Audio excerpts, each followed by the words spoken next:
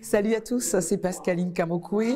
Aujourd'hui, nous avons la chance d'avoir Roger Lannoy, qui est le représentant francophone de Tony Robbins. Vous savez tous comment j'adore Tony Robbins. D'ailleurs, ma bio parle de Tony Robbins. Et là, j'ai ce privilège. Bonsoir. Bonsoir, Pascaline. Oui, c'est un plaisir pour nous de pouvoir faire cette interview aujourd'hui. Voilà. Bonjour à toutes les personnes qui te sont fidèles. Oui, oui.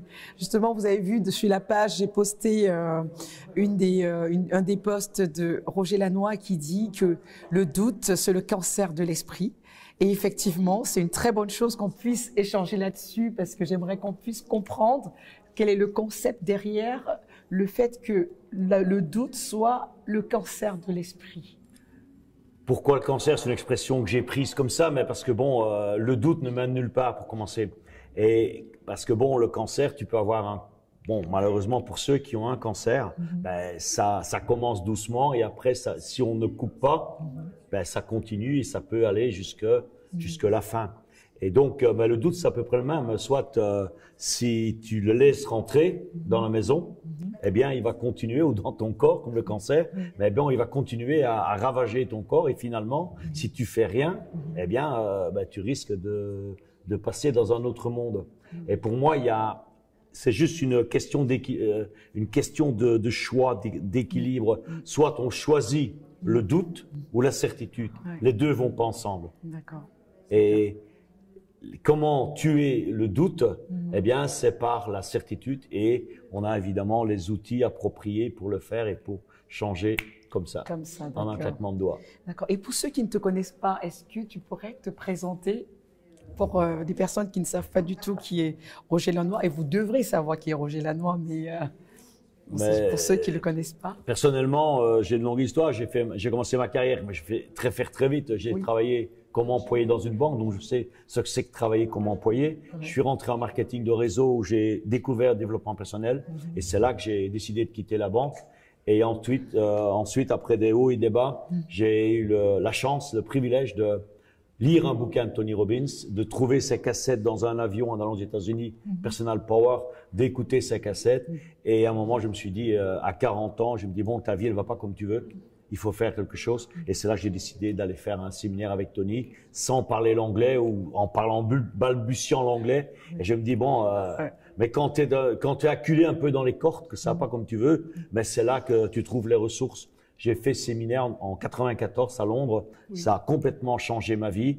Et là, je me suis fait un vœu, une mission. Je me dis, je veux partager ce que Tony explique. Il est tellement génial, ce mec. Je veux le partager avec mes frères. Mon premier réflexe, c'est avec ta famille. Avec mes frères, avec mes amis. Ils n'ont jamais fait le séminaire entre nous. Mais c'est là que toute l'histoire a commencé. Et maintenant, ça fait plus de 20 ans et des dizaines de milliers de francophones, de Français, de Belges, de Suisses, de Marocains, des personnes, tous les francophones qui ont suivi Tony et qui ont changé leur vie. Ah d'accord, ok, donc on comprend. Mais donc si on comprend bien, c'est que toi tu es le représentant de Tony Robbins dans la zone francophone. Donc je suis le partenaire de la promotion de Tony Robbins, pour être clair, le partenaire de sa promotion pour son célèbre séminaire, son séminaire de référence UPW, Unleash the Power Within, libérer le pouvoir intérieur à Londres une fois par an. Je ne sais pas si c'est encore l'année prochaine, mais bon, normalement, cette année, Tony sera à Londres. Ça sera à Londres, d'accord. Et donc, je fais la promo. Et parallèlement à ça, si tu veux, je n'ai pas voulu me contenter d'être dans une identité ou une casquette uniquement de promoteur ou de vendeur. Donc, je me suis dit, bon, c'est bien de proposer ce gars qui est génial, mais je veux aussi apprendre de lui. Donc, je me suis formé et j'ai appris le coaching chez lui. J'ai pas de diplôme, sauf les diplômes de l'université de Tony. Et je préfère cela que d'avoir un bac plus X. C'est beaucoup plus utile dans la vie. Et donc, j'ai fait toute la formation avec Tony et je continue d'ailleurs à me former. Et donc, ce qui me permet maintenant d'animer des séminaires, de faire du coaching et à travers ces séminaires, d'amener encore plus de personnes à aller voir Tony, qui est mon mentor, pour qui j'ai énormément de gratitude. Ah ouais, là on a quelque chose en commun parce que je l'adore aussi. Je peux pas être objective, j'adore Tony. Mon rêve c'est de le rencontrer. Donc et hier justement j'étais ici, j'ai fait un live dessus par rapport à avoir un mental ou plutôt je dirais devenez unstoppable, devenez inarrêtable. Et ça faisait partie des objectifs de 2019 dont j'ai parlé plusieurs fois sur ma page Instagram et aussi sur ma chaîne YouTube. Donc voilà, j'ai adoré. Ma soirée de vendredi était top, top, top, top. Et j'en ai parlé et je voudrais savoir si tu peux nous faire le plaisir de partager un petit peu. Un petit peu, mais je te dirais, pour être unstoppable, comme tu dis, ça sonne mieux qu'en français. Unstoppable, je trouve ça a plus de power que… Bon, inarrêtable, c'est génial. Oui, mais pour moi, il y a plusieurs outils, mais les deux outils clés que j'ai encore repris tout ce week-end ici, lors du séminaire, c'est être en peak state, savoir se sublimer, se mettre dans un état d'énergie où il n'y a rien qui nous arrête. Comme quand on marche sur les 5 mètres de feu. J'ai fait 15 mètres à Hawaï aussi avec Tony. Mais déjà, 5 mètres, il faut les faire. 15 mètres, c'est encore plus génial. OK? 5 mètres de feu, tu dois être dans un état où il n'y a rien qui t'arrête. Et cet état, tu peux le créer comme ça d'un claquement de doigts. Et le deuxième point, c'est jouer avec les deux émotions. La certitude du peak state et en même temps, la gratitude. Et j'adore cette phrase de Tony quand il dit « Où il y a la gratitude, la peur s'envole ». Et justement, la conséquence, tu as commencé avec le doute, la conséquence du doute, c'est quand on doute, c'est là qu'on va induire la peur. Et la peur, et c'est ça que je dis, c'est un peu le cancer qui rentre. Parce que la peur est là, et après la peur, ça peut être la panique, la grosse panique, et bon, jusqu'au moment où on a complètement perdu le contrôle. Donc la clé, c'est de tuer le doute. Et quand tu es dans un état de gratitude, quand tu remercies, quand tu es connecté, eh bien, c'est impossible d'avoir peur. Quand tu es bien aligné, forcément, tu arrives à gérer cette peur.